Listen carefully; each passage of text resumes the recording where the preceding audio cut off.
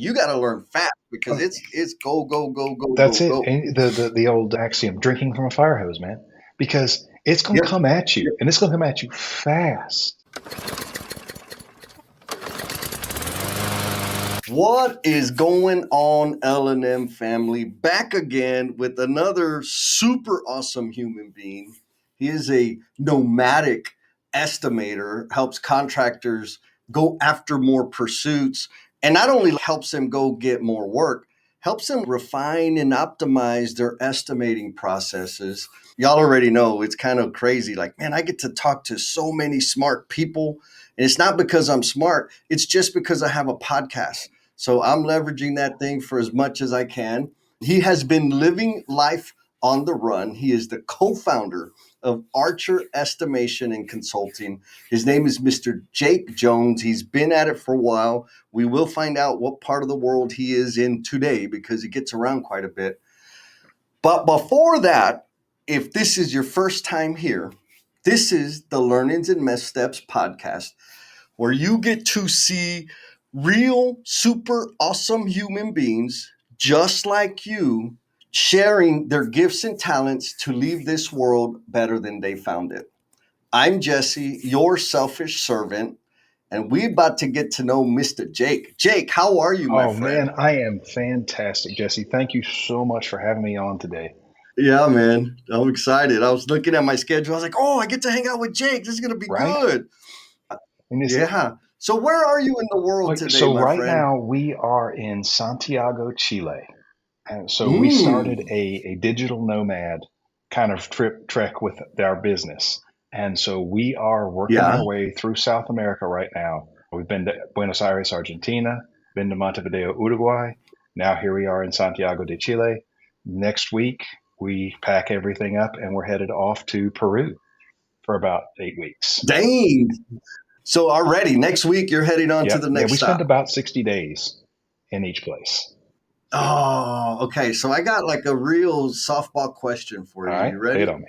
What have you learned about yourself while on this nomadic journey? I have learned one of the coolest things that I have learned about myself is that all of the stuff that I used to carry around with me, that used to fill the space and the places we lived and all of that, that I really need almost none of it. That's been the biggest thing is being able to simplify myself down to the absolute almost bare bones.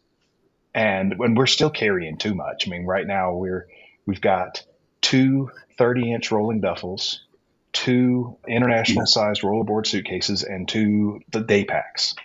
And we're going, man, we really still need to shed some stuff. And so we're shedding stuff every stop we make. Something doesn't make it back in a bag. Okay. Man, so I'm down with the minimalist idea, but paring it down that much, what was that like? Was it simple? We're just going to take No, this stuff, or was there some kind of emotional it was turmoil in deciding what's going to stay, what's got to so go? honestly, it's a journey that has been going on for years. We started Ah, off, we moved in 2017 from middle Georgia up to Nashville, Tennessee.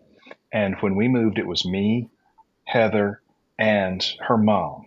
Her mom lived with us at the time. We were taking care of her, and our two small dogs. And it took us a 53-foot van trailer and a 26-foot U-Haul to move all of our stuff to Tennessee. And okay. so we had that much stuff, man. And we paid for storage units and all this other stuff, just like everybody else does. And so we kind of went, all right, Hmm. we got to start paring down. And when we moved in 2022 from Tennessee to Pennsylvania for another job move, we moved in an 18-foot box truck. And it was Heather and I at that point. But we went from all Yeah. that much stuff down to that. And so ever since then, we've been and you slip and slide a little bit. And the longer you stay somewhere, the more stuff you get one thing, two things, three things. And so you Yeah. wind up accumulating again. But when we decided we were going to do this nomadic trek, we said, we're just going to lay everything out and go through it. And I probably shouldn't say this, but we did. You're familiar with the Marie Kondo things that you hold something and does this spark joy. Oh yeah, I yeah. I love Yeah, yeah. you. I Release I it. heard Yeah. about this one on Reddit a few years ago, and it's the exact opposite of that. It's the poop test. Okay, if Oh, you hold something in okay. your hand and you go, if this had poop on it, would I clean it off or throw it away? Okay. Yeah. So, So so that that was was it. it. Like, hey, nope, check That's it. it. And so now we have very small wardrobes. You can wear all the same stuff several days a week. It's fine. It just Mm-hmm. washes. And as things wear out, you Mm-hmm. buy a thing to replace it. So when this shirt wears out, I'll buy Yeah. a shirt. And so Right. it was definitely not easy though. There was a lot of stuff that we were hanging on to because it felt sentimental.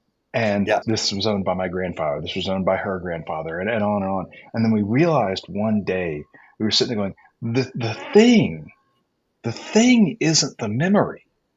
The memory Mm. is the memory. So sit Yes. and look at the thing, Yes. think of the memory. You don't need the thing. Fair, Yeah. fair, fair. Okay, so it sounds like it was a buildup, and with some momentum, then it's like, okay, Hmm. makes sense. Let's trim this out. Let's trim that out, and then you built some like filters or models to look at things to change your perspective on the material Hmm. thing versus the memory. Because I all of my exes will attest to this. I can't stand stopping to take Hmm. pictures. I like taking pictures of stuff like when I'm on a job site because I'm going to use them for Right. marketing or something. I do not understand the purpose. Let's take a picture all the time and then do nothing with the Right. pictures. I get it. Of course, now they're digital and you can just store them on your Hmm. phone or whatever. But for me, it kind of ruins the memory, Right. right? It's I just want to take this thing in, but now I got to pose and I got to hold my chin up and I got like all of Uh-huh. this nonsense. If you're doing and the thought is, well, we want to get the memory. I'm like, yeah, I'm going to remember getting pissed off because we had to stop and take a stupid picture. Right. Well, And before we had to do that, my memory was great. It was hmm. awesome. You see these people that go to concerts now, and they spend almost Yes. the whole time holding their patented phrase, their distraction rectangle with a camera on up in Mm-hmm. front of their face. You're going to watch Dave Mm-hmm. Matthews play a concert. You're not going to take a glitchy, grainy video of it with this that the sound quality is going to be like crap. Go and enjoy the thing. Hike up to the top of the Yes. mountain. Yeah, if you want to take a picture when you get to the top of the mountain of the view, yes, I get that. But don't spend the whole time you're up there taking pictures. Put your phone away, put your camera away. Enjoy the moment that you're in. Look around Yeah. and take it Okay. all So in. we got to do the L&M family member shout out. And this one, I don't know if I got the message and didn't write the name down, but I do know this one comes from one of the brave souls who tolerated the Do the Damn Thing Time Mastery workshop. And they said, there were so many amazing takeaways that I'm looking to incorporate into my daily habits. But one thing stood out to me the most, which was blending my personal and business schedule together, which is something I totally, totally recommend. Some people freak out. And if you're curious and saying, what? All you got to do is sign up for the next workshop and you'll see what the fuss is about. And also, all the L&M family members out there, if you leave me a comment, send me a message, DM, text, it doesn't matter.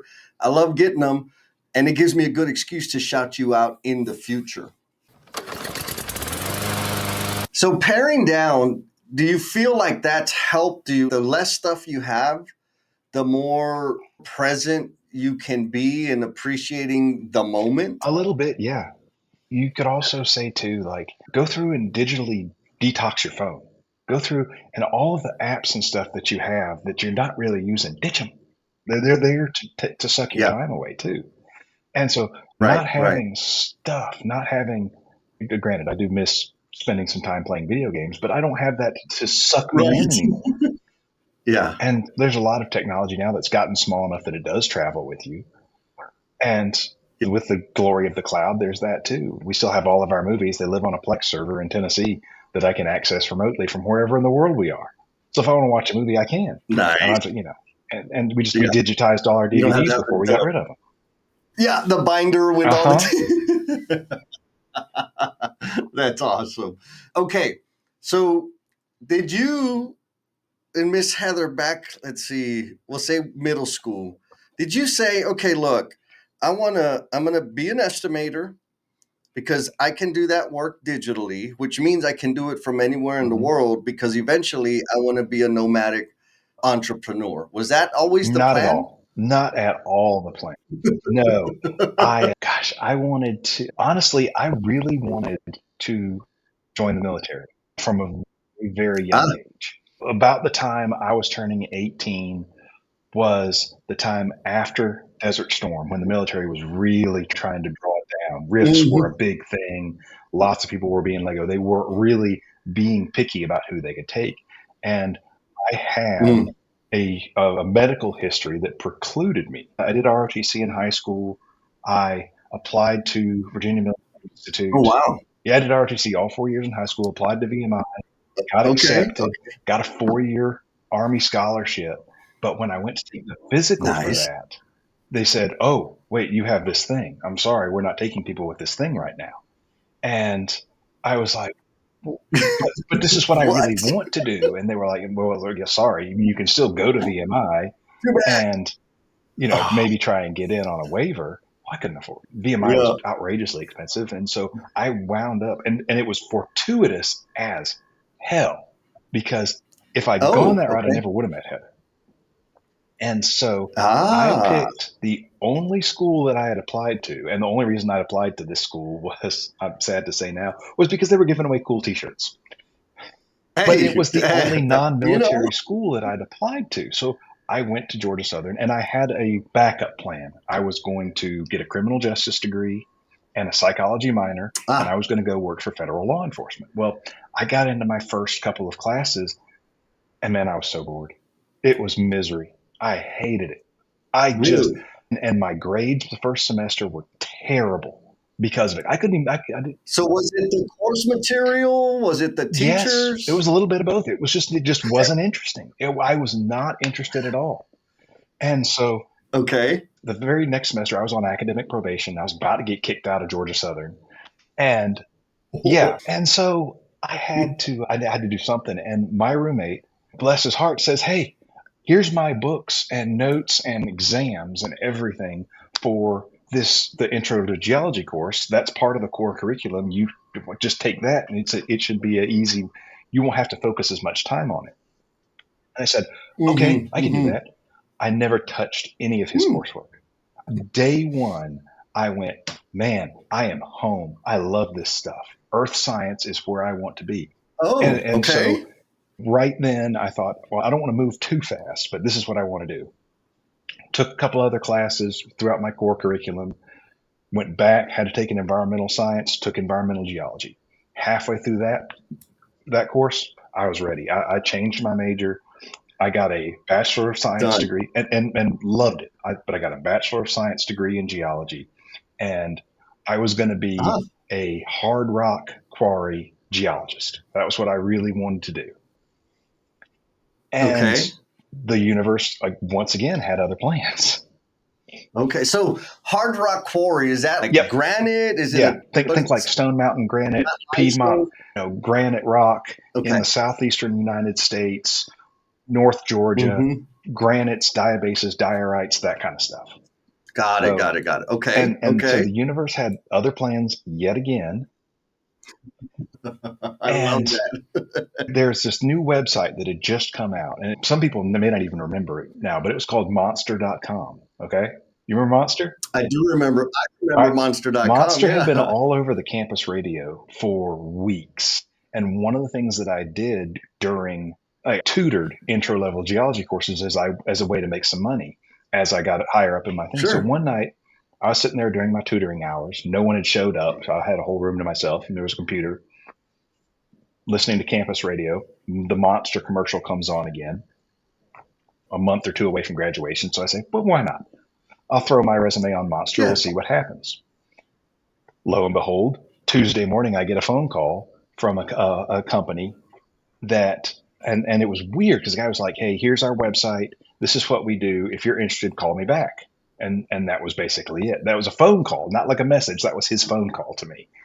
I went and looked at it, and it was a company that specialized in high hazard compressed gas cylinder and piping remediation. These guys, if you have one of the big oxygen acetylene bottles or various Yep. other things, ethyl methyl chicken death, and these guys were the guys that would come in, they'd put on chemical suits, respirators, and they would treat the stuff in those cylinders and make it safe. Okay. And I thought, I Yeah. looked at this for all about 5 minutes, and it tickled my scientist brain. And I said, I think I'm going to apply for this job. A little bit of adventure Uh huh. there. Yeah, yeah. Applied for that job, got it, worked it for a year and a half, and it was one of the coolest things I ever did. I mean, we literally, it was pure cutting edge chemistry and physics every day. That was what the job was practical Ah, chemistry and physics, and I ate it up. And yeah. wound up getting a job after that with an environmental consulting firm. And it's its own long story. I won't go into it, but I wound up going to work for a Right, right. consulting firm.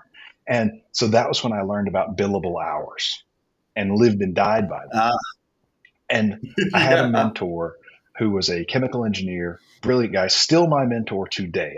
He and I still talk, Nice. and totally changed my life because there was one Wednesday, I think it was, and I wandered down the hall to Andy's office and I said, "Hey man, do you got anything else I can work on?" He said, "I thought I'd given you enough to keep you busy through the middle of next week." And I said, "Yeah, but I'm done." And he went, Uh-huh. "Go check it again." I was like, Double check "No, it. no, Yes. I've already done that. I can't polish that turd no I more." got it. And he goes, Man, give me and he said, something. "Jake, I need you to understand that in the consulting world, getting it done early in less time right now is not necessarily a good thing." And I said, "Okay." Mm, And I turned to walk away. And he goes, "Where are you going?" I said, "I've got some stuff I can do." He said, "No, you're not going to go ride the clock till Tuesday and charge hours on these jobs. That's not right, how this works either." And so he turned around and he right, shuffled right. around on his desk and he hands me a folder and he says, "Andy," or he says, "Jake, I need a budget put together for this project. I want it by next Friday. I don't want to see it sooner. I don't want to see you sooner unless you have questions. And Right. I want it complete." And I said, "Okay." And I went back to my desk and I sat down trying to figure out how to put a budget together for this huge environmental site in Pennsylvania. And having no clue Yeah. what I was doing, I just took it stepwise. Like, what's the first thing? Who do I need? What kind of people? And then I started making phone calls and finding vendors. And Yeah. at the next Friday, I took it in, I handed it to him, and it was about this thick. And he looks at it Wow. kind of, Okay. and he opens it and he flips through a couple of pages You told me to be and he thorough. stops and he closes the folder and he kind of closes his eyes for a second. And he opens it up and he flips through it much more slowly. And he's just kind of shaking his head a little bit. And I'm thinking, oh my God, I've screwed this up. I've messed this. I've wasted all this billable time. Now I'm going to have to go fix this on Right. my own nickel. And he Eesh. closes Yeah. it and he closes his eyes. And he takes a deep breath and just sits there for about 15 seconds. And if you've ever been on the receiving end of something like that, that's the longest Oh 15 yeah. seconds You're in like, your just hit life. me. Just hit me already. And he opens his eyes and looks at me and he says, "Jake, I'm afraid I have to tell you something. You're in the wrong job." And I'm like, Huh. "Oh my God, how bad did I mess this up?" And he said, Right, "This right, is right. phenomenal work. You are an estimator. You have a skill. You should be doing this with your life." And I Ah. said, "Oh, okay. Well, what does that mean?" And he said, What does "Yeah." that mean? Yeah, And yeah. he just kind of shooed me away and told me to go find something else to do. And so it didn't really go anywhere for another, I don't know, 6 months or a year. And then I went to work for another company running an office, and being an emergency responder for roadside private hazmat cleanup and running an office in Atlanta for this company. And one of the other things I had to do in addition to doing spills was try and find something to keep the guys busy to generate some revenue while we waited on spills to come in. Yeah, the in Between. Yeah. between. And so I hooked up with the local Safety Clean branch and the local PSC branch and several other folks and ran around looking at industrial cleaning projects, tank cleans, pressure washing in parking lots that had oil and stuff on them, Sure. and started just churning out little estimates for this kind of work. And Yeah. from there, realized, okay, I really do have a bent for this. After ER, But you enjoy yeah. it. Oh, Like, I do you love enjoy it. that? I love it. There's Okay, nothing better for me got it. than getting a set of plans and taking it apart, figuring out how to put everything together, figuring out what all it's going to take, finding all the parts and pieces I need, and then taking all of that and putting it into a box and making something of it, and then turning it into and to find out whether I won the job, to find out whether Right. and not only did I win the job, did I win the job with a good margin? Am I close to second? There's a weird thing about estimators. We have this thing, we don't ever want a gap. If we're the low bidder, the Yeah. ultimate thing to do is to be the low bidder and be pennies away from second place. You're always kind of trying to refine that and figure out a way to make sure that your pricing compares to the market pricing, to the point where you're not leaving money on the table. You're not winning jobs by a vast margin, because if you're closer to second, that tells you that A, your bid is tight, and B, you've maximized Yeah. your profit opportunities. Okay. So the time with the consultant, it sounded like he wanted to make sure that you were being Hmm. thorough. He gave you an assignment that triggered all the thoroughness within Hmm. you, right? Because I'm sure that level of getting that detailed or enthralled, that doesn't happen to everything you do. It's specifically in this Yeah. estimating Yep. environment, yeah. And so the science, the thread of the scientist still kind of Hmm. plays all the way. I mean, you're at this point in the story, you were doing this for a hazmat company that does Right. cleanups and stuff. So you're still connected to the thing. Yep. But even just estimating in and of itself, like there's a theory, you got to prove the Right. theory, submit the theory for peer review, which would be submitting the Right. proposal, and then if they accept it, or they'll let you know where you are. And yes, I Yep. proved it. Scientific Yeah, method. that's it. Yeah. And then after that, I got into like public work and into utilities. And that was Mm, where that's where the drug comes in, because there's a drug mm, called a public bid opening. And anyone out there that's ever been to one knows, you go into a room, your bid is in a sealed envelope, and they open the envelope and they read all the bids out for everybody to hear. And it's yeah. instant feedback. And that's addicting, because then you really get to a chance to you build up to it, and you're sitting there and your hands are shaking and you're sweating and you're thinking about all the parts and pieces that you've put together in this bid. And Yeah. so Yeah. that was where I really discovered I love what I do.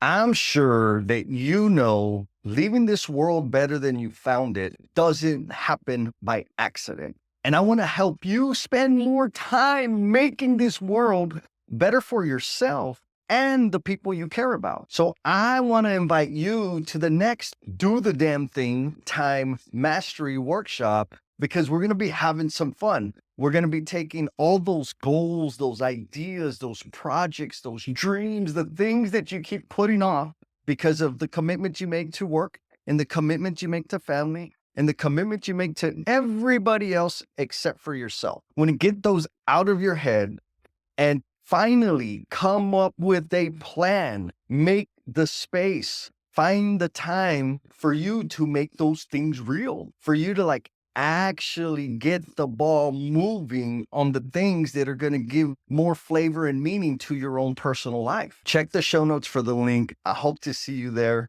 And back to the show. Yeah. And I worked for a company that did everything the old fashioned way. I mean, these guys literally, when I started with them in 2013, they hand wrote their takeoffs, faxed them to their Yeah. material suppliers, and did the math longhand. And so I came in with my experience in having to churn these things out very quickly. And I said, hey, Yeah. let me optimize this. Hey, let me make this better. Let me take your handwritten thing and let me turn it into an Excel spreadsheet. So now Yeah. you What was that like? Were they like, no, yeah, please no, do? no, they were Or like, this is witchcraft. Stop. And they were like, we don't trust it if we can't put it into the calculator ourselves. And so, well, let's try it. Let's just try it. right, And so right, that was the right. way I did it. And so I started doing all of my bids that way in Excel. So it came down to, if I kludged a formula, then that was on me, and I had to Sure. be diligent in my data entry. But at the same Yes. time, what would take them an hour of longhand math, I could do in 20 minutes of keying things into an Yeah. Excel spreadsheet and then flipping to Yep. the end. Yep. And I was writing my proposal while they were still figuring the job. And Yep. so that was what birthed my, I got to make things better. I can tweak stuff. And so it went from there to, as they started bidding more municipal work, well, we started bidding bigger municipal work and huge DOT projects. And then it was, Yeah. we had 30, 40 pay items at the end of the day that we had to Mm. split our costs down into. Yeah. And their old fashioned way of doing it was adding up the material, adding up what they thought the labor would be, and then dividing it by. And so you were flipping pages and trying to find some of this stuff. And it was a bear. So I Yeah. created a spreadsheet that you could copy and paste. It would go out and actually find stuff. And so it Mm. really sped that process up. And I went, I'm on to something here. Yeah. By the time I left, they had gone from handwriting stuff and doing takeoff with colored pencils and scale rules to doing electronic takeoff on a screen using something like Yep. PlanSwift or Bluebeam. And they were doing Excel bids. And Okay. it was fantastic. And I realized that I could change things. And then I went and started an estimating department for a startup company in Ah. Nashville. And I was like employee number, I want to say 18. So did they get you? Did they say, "Hey, Jake, we need an estimating department. We don't know what that is. Come do it for us," or like how did that It materialize? was, I got headhunted into it.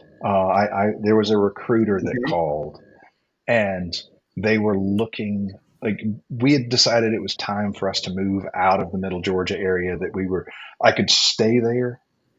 And Yeah. we've always been a bit nomadic. You kind of get that picture as we go. Yeah. Yeah. And, Yeah. and You so move more than the I've average never bear. lived anywhere Yes. longer than 5 years. And so it was time for us to move on. I realized I could stay in middle Georgia. I could stay there for 20 years through retirement. I would still never quite fit in. I would be doing the same thing I was doing. Yep. And Yep. I was like, yeah, it's rewarding. I like it, but there's more out there. And so Sure. I put my resume out, got headhunted for this position, looked around to see if there were any others, and found another position up there. So we went up to Nashville, did a couple of job interviews. I picked the one that was the startup. And Okay.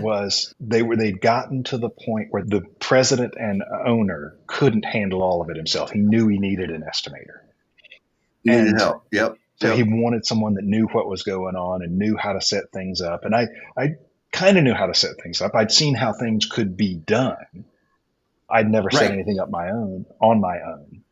Oh, so this was like your own petri dish to go do Yep. experimentation and see what Yeah. sticks. Oh, I And love so, it. Yeah. we moved to Nashville. I wound up in a job in an office about the size of a broom closet at a startup and built something. They went from $3 million in revenue to 30 in 2 years. Ooh, baby.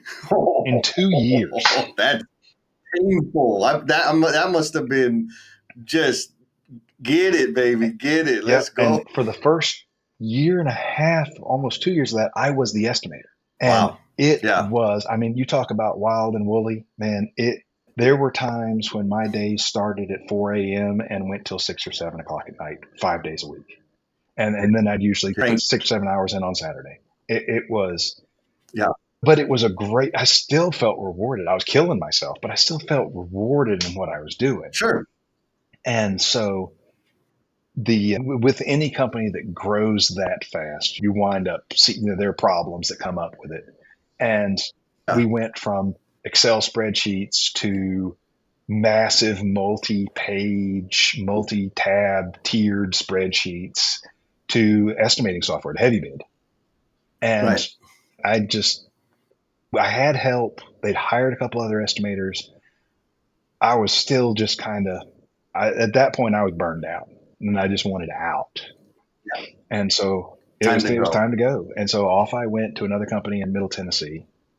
And these guys, somebody once referred to them as the top 5 or in the top 5% of heavy bid users. I mean, What does that mean? they literally, this company had a team of 5 or 6 estimators and 3 juniors, 3 seniors, and an admin. And they estimated on the order of $1 billion worth of work a year with that team and heavy bid. And so it wasn't uncommon for us to do 2 multi-million-dollar site work bids a week. And in order to be able to churn that amount of work, they had to have really good processes in place. And they did. They used electronic takeoff, and they had a database for their electronic takeoff software that was the same as their pay items for heavy bid. So you took off the job with the same. So is Heavy Bid an app or something? Heavy Bid is an estimating software. It's put out by a company called Heavy Construction Services Software, I think, HCSS. Okay. And so it's a software. Got it. And it's widely renowned as the Cadillac of heavy civil estimating software. So it's really what it's geared for. And there's several others out there. There's Bid to Win. There's Omen Systems, ProEstimate.net. There's probably a dozen of them. And they're geared for like civil work. Like civil some estimating. of them are. Bid to Win's more of just a pure estimating software. You can do anything with Bid to Win. I've got one of my clients that uses it for environmental. Your ratios. Yeah, it's all about how you do your setup. And so, but the way these guys worked was everything was regimented. Everything was the same. So when you finished your takeoff, we had a spreadsheet that was like 1,600 rows long, and that was all, literally, extensively, almost all of the pay items, all of the individual line items in an estimate. So dirt cut to fill, 18-inch RCP, 8-inch PVC sewer. It was all in that spreadsheet. And so you went through and you put your takeoff in that spreadsheet, and then you would delete all the lines that were empty that you didn't need. And then you'd import that into Heavy Bid. You'd press a button. Well, they had the whole library of tasks of all the material and the labor and the equipment, all that pre-built. So when you hit that button, all that pre-populated. And so that's 90% of your estimate done right there. The rest is material entry and adjusting things. So they invested a whole lot of time in getting that set up, but it paid off in the amount of time that they spent on an estimate with one of their estimators. But there's always still room for improvement. And one of the things was, when I got there, you went through and using Control minus was how you deleted all the empty rows. So you would select a batch of them and delete and so on and so forth. Well, it still takes a long time. Your average civil estimate's 50 pay items. So you're culling 50 out of 1,600. It still takes you a good 10 minutes to delete all those rows. Don't miss one, because then you leave it out of your estimate. So Optimization Jake comes in and he goes, man, there's got to be a better way to do this. There's got to be a better way to do this. This was the days before ChatGPT. So I pulled out the Google and found a couple of old Visual Basic textbooks and put together a little short 5-line macro in Visual Basic that I bound to a button on that spreadsheet. And when you click that button, column D was all of the quantities. So that code looked, and if there was not a value in column D, it deleted that row. So you had a one-click roll-up button that deletes all the empty rows for you and is error-proof. So they have to do it manually. Okay. So I did that, and we tested it a few times, and finally I rolled it out, showed the whole company. And everybody was just ecstatic because it wound up saving, we timed it, about 8 to 10 minutes per estimate. And these guys do 8 to 10 minutes per estimate. And it was, you add that up, you do 300 estimates a year, you're suddenly saving 40 man hours worth of time deleting Yes. rows. And so that's, yeah, Deleting deleting rows. rows, Yes. Yes. mindless deleting rows. And so that was the sort of thing that I live for, are those little tweaks, those ways to make things better.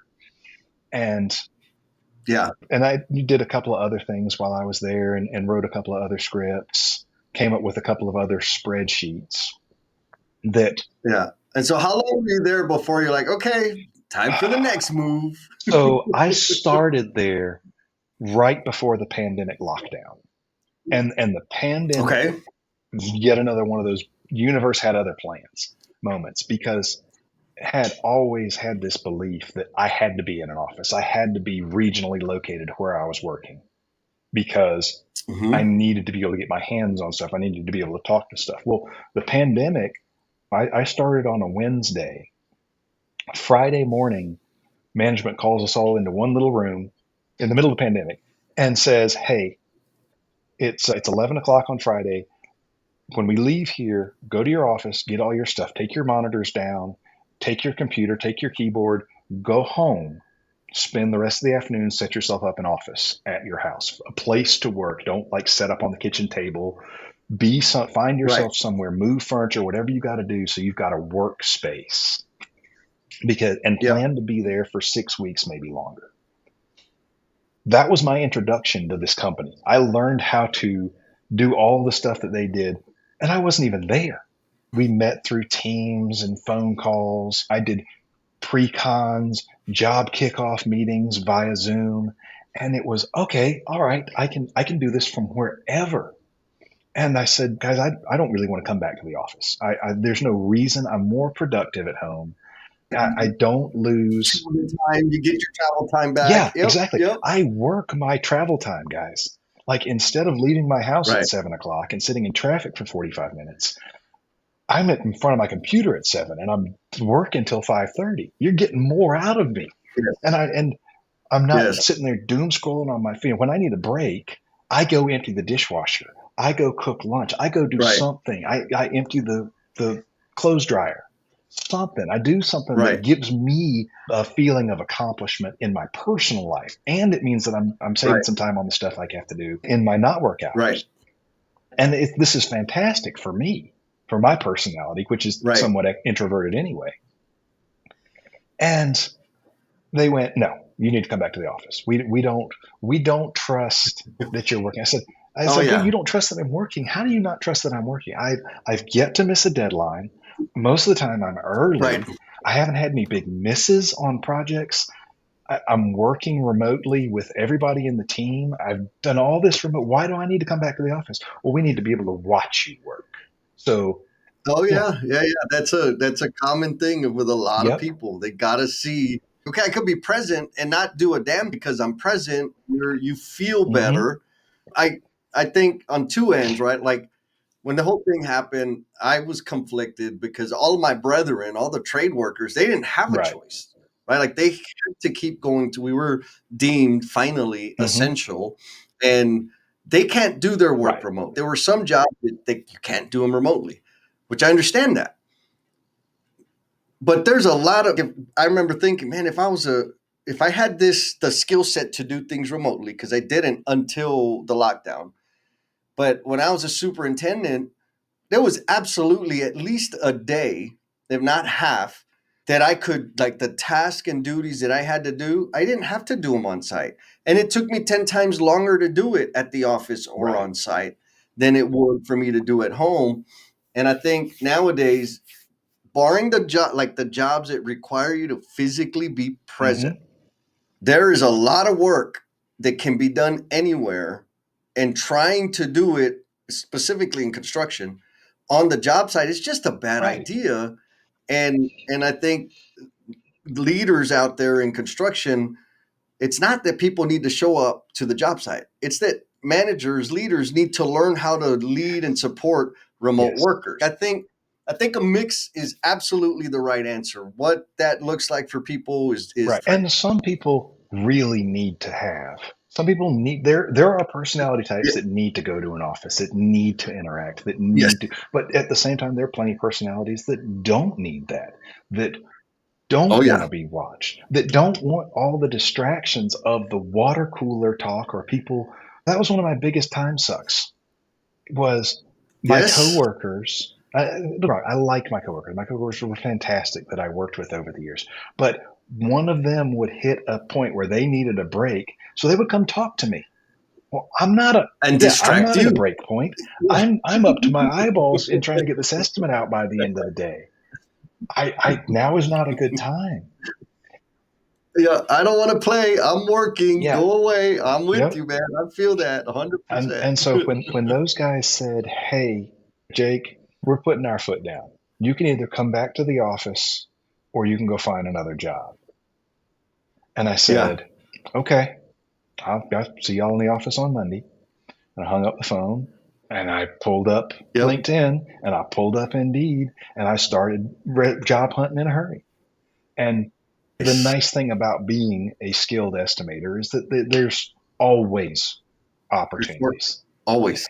And so Yep. it didn't take me long to get on the horn with a couple of guys out of Pennsylvania that their chief estimator was getting close to retiring. They needed someone that was capable. They already were working remotely anyway because they were scattered out. They had people in Pennsylvania, they had people in New Jersey, they had people in, I think, Virginia. So it really wasn't that big Yeah. a stretch for them for me to be their chief estimator from Tennessee. Wherever. Yeah. Yeah. And Yeah. so I turned in my notice. I got the surprise Pikachu face. What do you mean? Where are you? What do you mean you're resigning? Oh, I It's like, I took. bro, they're going to let me do it from wherever. I said, Yeah. well, you told me to come back to the office or find another job. Well, I wasn't going to quit right then, but I did find another job, and Right. so Right. that kind of catapulted me into now I'm estimating remotely and doing really well at it and hitting margins and not missing Yeah. things. And I had people that if there was a site visit necessary, there were people that could go do that site walk for me. And we wound up moving to Pennsylvania, not necessarily to be where their office was, because I wasn't. I was 2 hours away, but just to be more in the area where they did work so that if I needed Right. to go do something, I could. And it worked out beautifully. And then Heather had been bugging me for years that I was working too hard. I was letting companies take advantage of me, that I was working too many hours, and that I was shortening my lifespan. And Okay. so she said, we really need to think about us starting our own business. And I said, yeah. Yeah. No one's going to freelance out an estimator. Hmm. And I thought, what? And I kept thinking about, well, maybe. And so finally, I had a couple of just two really, really bad days in a row. And Yeah. I took some PTO. We went off and then ticked off a bucket list item that was a couple of states away, that a couple of days that next week. And on the way back, we were driving and talking. And Heather said, you should think about setting up our own business again. And I said, I'm ready to talk about it. And we hashed it out. We Yeah. laid out the business plan and the details on the way back home. And when we got home, I called a friend of mine that I had been trying to hire me as his estimator for a number of years. And I said, hey, I'm thinking about doing this thing where I work as a fractional estimator and a fractional chief estimator. And so, Hmm. the whole goal would be I've got a lot of experience. I've got almost 20 years in this now. I want to be able to give back to some of the smaller contractors and if people Yeah. that need an estimator but don't necessarily have the budget to hire one full time. They're not bidding enough work, or they don't have the budget to pay someone that has the level of experience. They're stuck on like entry level and they don't have time to train. And I said, do Right. you think that's anything you might be willing to try? And Hell and yes. his response after about half a heartbeat was, I have 4 jobs that you could estimate starting tomorrow. And I said, I'll send them to you right oh, okay. I said, well, tell you what, let me sleep on it. Let me talk it over one more time with Heather. Let me make sure this really is what we want, and we'll give it a shot. And so I called him the next morning and I said, hey, guess what? It's tomorrow. I'm ready. And he Yeah. sent me the first 4 jobs, sent me a login into his estimating software. And we started the paperwork to create Archer estimation right then. I mean, that was on Right. Monday. We were off and running to the creating the LLC and Nice. everything else. So I worked for this guy nights and weekends for, I said, we didn't start the paperwork quite that quick because we gave it about 6 weeks of me working nights and weekends in addition to my other job to make sure that it was, Oof. yeah, it was Yeah. to make, but Is it going to yeah, stick? is it going to Yeah. stick? Is You it going to got, work? but that's the thing. A lot of people, I think I confused people because I'm a huge advocate for like self care and Mm-hmm. thinking time and like all of that because it's new to me. Right. And I know when I'm starting something new, it's nights, weekends, all Yeah. day. There's a season. There are seasons, and will be more in my future where I'm just straight. I mean, the past 2 weeks for me have been I've been inconsistent and less Mm-hmm. available than usual. But it's that time. Like it's time to That's go. right. And once I get past it, I'm about a week or two away. On the other end, it'll be nice and smooth, and I'll be more Yep. available and do my pampering of myself and all that. But there are times you got to test it out. You don't know for sure. You got to do double duty. That's part of building something. Exactly. We were really, lucky is not the word, fortunate, I guess. So we Okay. started Archer with one client in the bucket, ready to go. Within 2 Yeah. days after starting, when I turned in my resignation with my then employer, I said, guys, I'm going to go do this thing, but I want y'all to be a client too. I want y'all to be my first fractional chief estimating client. And Yeah. so and they knew me. They knew what they got out of me. They knew my skills. Right. And so that was a no brainer for them. They were in a bit of a cash Yeah. crunch anyway. And so it was perfect. I gave them more runway by getting off of their books as a salaried employee and on as a subcontractor. And they've been fantastic. We're still Right. working together now. They've made it through their crash Nice. crunch. They're growing. They're going to hit their revenue targets for this year. They're one of my best clients. The other one is a guy in Middle Tennessee. He's going gangbusters. Yeah. He's winning work left and right. We're upgrading him. His old way of doing things was kind of go find an estimate that he'd done before and copy that and try and go through and change everything. Close Right enough. Yep. now, Yep. I've got him on the spreadsheet model, and we've got all his pay items lined out. We're about to upgrade him to version 2.0 of that. And I have this opportunity now to work for several people.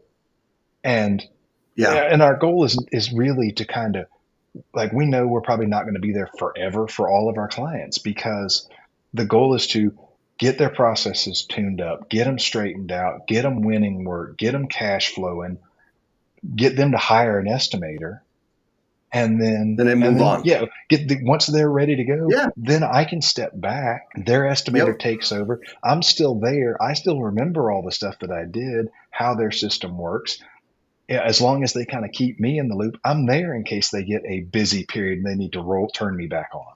So Course, yeah, of course. Now, these services are specifically in the civil world, yeah? not necessarily. No. So I work in both the Okay. civil and the environmental remediation world in the day to day.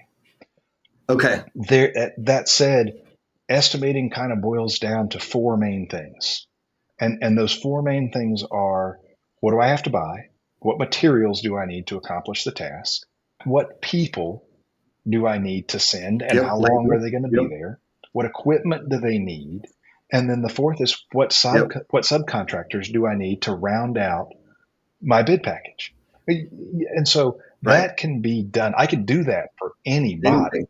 There'll be a learning Right. curve, Right. Right. obviously. And some folks, the learning curve is just too steep. We had one contractor that called us that did mostly residential renovation work that was done Okay. really without plans or very rudimentary plans. And we finally said, I know I'm capable of doing it, but I don't Yeah. necessarily, it's not the best fit for right now. With the workload that I've got, with Right. the workload that you've got, I don't have time to learn. You don't have time to teach. it's not a good fit. But at the Right. same time, if you've got a process or you're out there trying to figure out how can I make this a process, come to me with these are the four things and this is what Right. we do. These are our most common pay items. That's the bones of it. We take and build from there.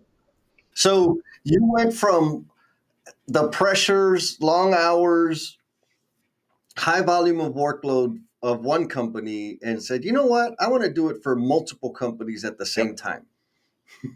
Yeah. How has that played out in terms of the amount of time and energy that you commit to the work? Is it the same? It is a lot the same, and that's because this is one of my growth edges. We've talked about this before. I could work myself to death easily, and Mm-hmm. so Mm-hmm. now I constantly bump up against my ceiling of the amount of work Ah, I can take on. But I work really hard to only bump up against my ceiling and not exceed it like I used to. At yeah. least not for there are times when the bid's due, the bid is Right. due. Right. But at the same Yes. time, we're working to manage our time effectively, to not take on more work than we can get to. So for somebody out there that has the inkling of being a fractional, whatever, right? Because there's estimating, there's marketing, there's all Right. kinds of different, well, I call them support roles for a business. What would you recommend? What do they need to look out for and be aware of that kind of bit you in the ankle because you didn't see it coming when you started? I think the big thing is make sure that you understand the ins and outs of running a business doing something. If you have been working in a business for years but haven't run your own, you need to make sure that you've got your own support network in place for you. You need to make sure that you have a good attorney. You need to make sure that you have a good tax person that you can trust that can give you good information. I think that those were the Mm, two things I think that chewed on us a little bit in this process. The you know your work, you know what you do, right. what your deliverables are. You know that all day long. Think about Yes. all of the stuff that goes into running a business and make sure before you launch, think about that and think about how you're going to handle the back end of your business. How are you going to do your Yes. invoicing? How are you going to get paid? How are you going to follow up? That's the, and Yes. I got really lucky in Heather because she founded the business. And so she's active in it as she can be. And so she runs the Right. business side of Archer. We make all our decisions together, but she does all the invoicing. She follows up and gets paid. She handles the taxes for the most part. And so all of the dirty, icky stuff that you have to do to make a business run, I got really lucky because she does almost all of that. And I just get to do what I love. Nice. I just get to estimate. And Yeah. Yeah. so that's make sure too that you're leaving yourself time for that.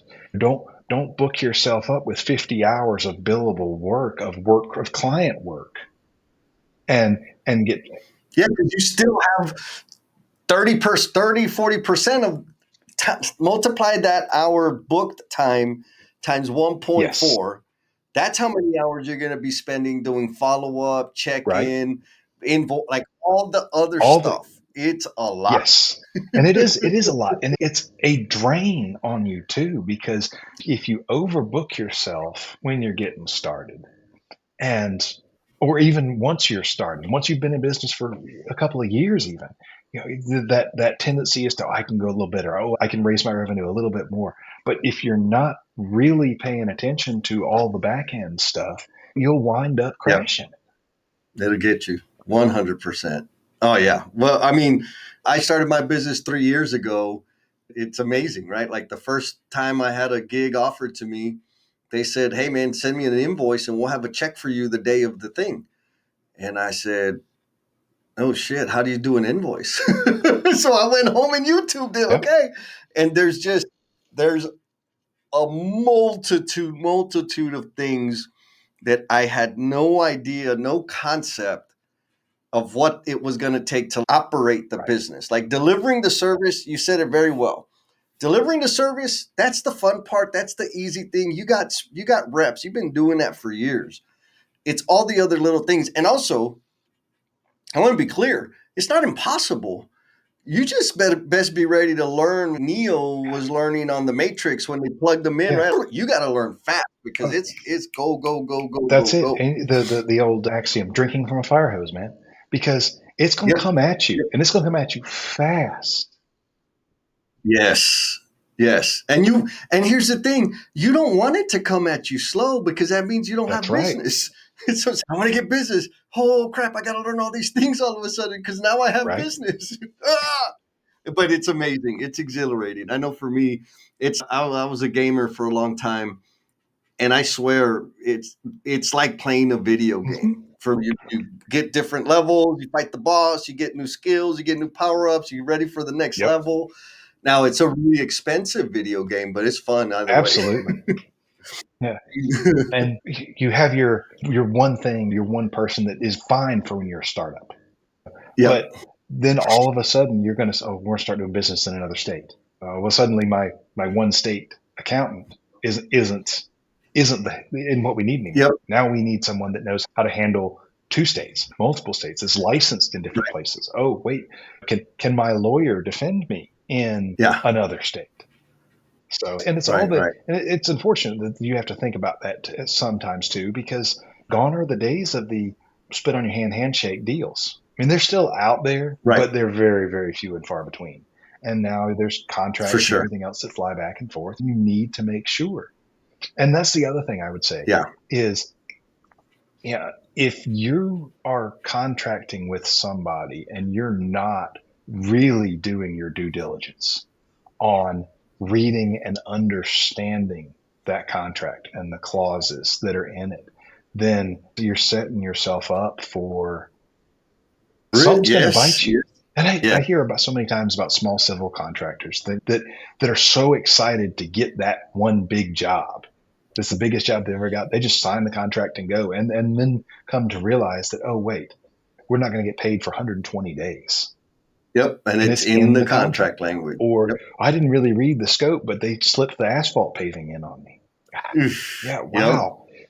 That's what they do, man. Okay. So if somebody out there says, man, I want to connect with Mr. Jake, where should we send them? So probably the best place to start is our website, www.archerestimation.com. You can also hit me up. Heather and I are both on LinkedIn. We post things out there. I'm sure if you don't mind, pop up our LinkedIn profiles.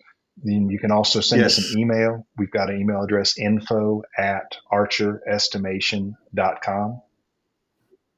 Nice.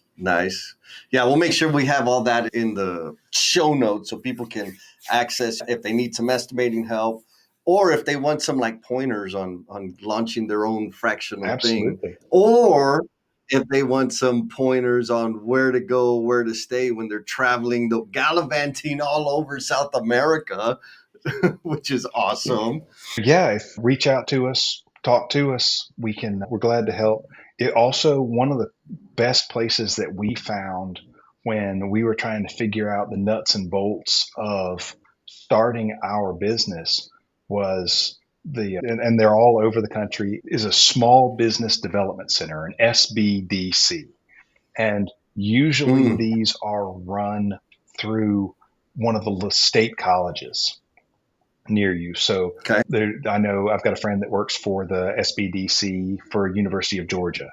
Ours was the closest branch to us in Pennsylvania was the Shippensburg University branch. And so these are like small business incubators that have advisors. It's totally free, costs nothing. But they've got advisors who, if you don't really need, I want to start a business, but I don't know how to start a business. These places are a wealth of information They can point out things. They can help you through the process of finding the paperwork, finding the forms to fill out. They'll help you fill the forms out if you have questions. So those are a great Nice. and tremendous resource that is, Yeah. No, awesome. that's out there. Good point. I should probably go visit one of those. Because I just kind of, let me see what hey, what do you do here? Okay, I'll do that. Hey, I need some help. Okay, I'll do that. I'm sure if somebody were to take a look at it, they'd be like, what in the world are you doing, ding dong? Man, I'm having That's fun. It's that's it. awesome. Having fun. So, all right. So you ready for the final closeout Lay it on question? me. All right. So obviously immense growth. You've done a lot of learning, tinkering and improving things is a common theme with you, and you always got to just, can we tweak it a little bit better, and for the benefit of others, of course. So I'm interested in what your answer is going to be. So what is the promise you are intended to be? What is the promise I'm intended to be? Yes. I would say the promise that I am intended to be is a promise that it doesn't always have to be the hardest way to a solution, Mm. that there are ways to optimize, there are ways to save and build on the information that you've already got and the knowledge that you've already got to leverage that into a better, a brighter, and a more efficient workflow and tomorrow. Nice. Dude, yes, I agree. I'm lazy. I won't do it, but I know that it's Well, that's, possible. Did you have I had fun? a blast. I absolutely had a blast. Thank you Oh, so much. hey, man, you're welcome, brother. Thank you for sticking it out all the way to the end. I know you got a whole lot of stuff going on. And in appreciation for the gift of time that you have given this episode, I want to offer you a free PDF of my book, Becoming the Promise You're Intended to Be. The link for that bad boy is down in the show notes. Hit it. You don't even have to give me your email address. There's a link in there. You just click that button and you can download the PDF. And if you share it with somebody that you know who might feel stuck or be caught up in self-destructive behaviors, that would be the ultimate. You sharing that increases the likelihood that it's going to help one more person. And if it does help one more person, then you're contributing to me becoming the promise I am intended to be. Be kind to yourself, be cool, and we'll talk at you next time.